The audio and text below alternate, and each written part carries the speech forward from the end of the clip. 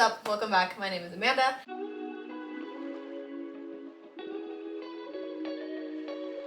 Here we have part 2 of some controversial plant myths, opinions, stuff people say is either true or not true about plants, and whether I believe it.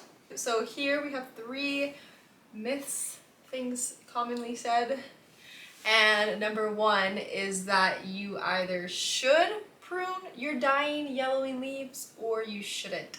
Now, reasons for pruning your yellowing, dying leaves are, now whether your leaves are yellowing, brown, black, crunchy, wilted, your dying leaves in general. Reasons for pruning them that I have read is for the sake of the main plant. There are claims that pruning your dying foliage off will allow the plant to focus just on itself, so it won't be wasting energy, giving energy to a piece of the plant that is already dying off. So in theory, you're helping out the plant, helping it save energy, and speeding up the process a little bit. Some people just hate the way dying foliage looks, so they chop it off. And a claim against pruning is actually the opposite. So there are claims that your dying piece of foliage, whether it be one leaf or a whole stem or whatever, that it's actually giving the main plant its leftover nutrients as it's dying off. So it's feeding the main plant because it already knows it's dying. Plants are quite smart, so that wouldn't surprise me. So in theory for that one, by chopping off that piece of dying foliage, you are cutting off some nutrients that main plant could have been benefiting from. So, and some people also just believe that you should let plants be as natural as possible. So in the wild, are there people chopping off the dying foliage? No, they die off on their own, whether it be by animals, bugs, or just how the plant cares for itself. Some are strict, firm believers that we should stop messing with plants so much, let the foliage die off on its own, the plant will take care of itself. Now, I think it depends, and not so much on the plant, but what is actually wrong with the plant. So if there's a pest infestation and you see a bunch of pests on one chunk of your plant, just chop it off, especially if you think it's past saving. If that leaf is already dying off and it's also covered in pests, whatever kind of pest it may be, then you're not going to save that leaf, so cut it off. And also, it sort of depends on the state of the dying leaf. So if it is barely starting to yellow, barely, and you know that it still has a couple weeks left, I would just leave it, because yes, there could be some nutrients still that plant is sucking up as it's dying away. But if you would barely touch it and it would fall off, then I'd probably just prune it. So I think this one just depends how far gone is the leaf and whether it's due to pests. And also, if it's due to root rot, then clearly you should chop off that chunk of the plant. You don't want that spreading. So yeah, for that one, it just kind of depends. But again, if you absolutely hate the look of yellowing leaves or stems, whatever, then you likely aren't going to kill your plant or do any significant amount of damage by pruning them off as early as you would like.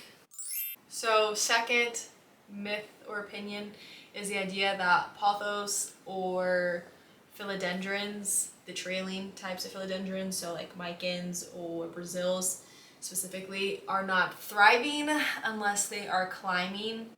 Now, I get the idea about this, and I've seen a lot of TikToks about it, saying that if you own a pothos, then if you have it trailing and it's not climbing something, then you're not giving it its best shot, that plant's not gonna thrive because they are made to climb, which, yes, kind of. I mean, in the wild, yes, they search for anything to climb, whether it be trees, other plants, objects, but they also will thrive without climbing, and you can find many examples of that. Just because you have your pothos trailing versus climbing does not mean it's not going to thrive and you're not giving it its best, whatever that means. You can definitely still have a healthy and full pot, even with decent sized leaves, without having it climb. Now, of course, if you do have it climbing, you are way more likely, or most likely, going to get nice big sized leaves. So if you want that, then definitely have it climbing. But I have seen few people achieve pretty big sized leaves versus trailing, but you would need like ample amounts of sunlight and maybe a great fertilizer, I don't know. But if big leaves are your goal, then for sure you need to have your pothos climbing or your philodendron. But if you don't really care, don't feel bad for not having it climbing. Not everyone wants all their plants on a stake of some sort. So the last one is the idea of a green thumb or a black thumb. I'm sure everyone knows what this means. People say you have a green thumb if you grow plants very well or just grow plants in general. People say you have a black thumb, or they claim to have a black thumb if they kill plants or have killed a plant before. I don't really think that's true. I think anyone can have a green thumb. Anyone can grow plants and do it well. Of course, there's going to be plants that work better for some, that don't work for others, and there's nothing wrong with that. It's all about trial and error. Some people love moisture-loving, humidity-loving plants and do very well with them, and some people don't. And then there are some plants that are supposed to be very easy and a lot of people grow with no problem, but others don't. Like for me, micans are very difficult to grow. Mine are always suffering on and off. Same with Adansonii. I will do great, skip one watering, and then it's done. And then they're forever struggling. I've always had problems with Adansonii. Sometimes I don't know if it's too much light, too little light, too much water, letting them dry out too much, whatever it is, I always suffer with them, and I probably am never gonna buy one again. I hear a lot of people talk about struggling with cacti and succulents, and I do great with those. As long as you give them a lot of sun, they're great. But I've also killed a handful of plants. I've even killed a snake plant, multiple, and those are supposed to be one of the hardiest, best beginner-friendly plants, and I was not a beginner when I got them. So again, you can kill tons of plants and still be considered someone with a green thumb, and vice versa. You just have to find what works for you. And I feel almost as if this whole green thumb, black thumb thing kind of discourages people. I hear a lot of people say, oh, I wish I could have so many plants like you, or have plants, but I killed this plant however long ago, or I've only ever killed plants. Well, just try a different plant. Or just do a little bit more research, set yourself up for success versus failure. I feel that some people buy whatever plant they like and don't think about where it's going to go in their home, and they don't have proper lighting for it or need time to care for it. If it's something that needs a lot of moisture, humidity, doesn't like tap water, so then the plant dies, and these people get discouraged and don't want to ever grow anything ever again. And that sucks. So I think gardening, whether it be outdoor with vegetables or perennials versus indoor with tropicals and stuff like that, should be for everybody, and it should be fun, and everyone should feel that they can be creative and try whatever they want, and they shouldn't be nervous to buy a plant in case of killing it.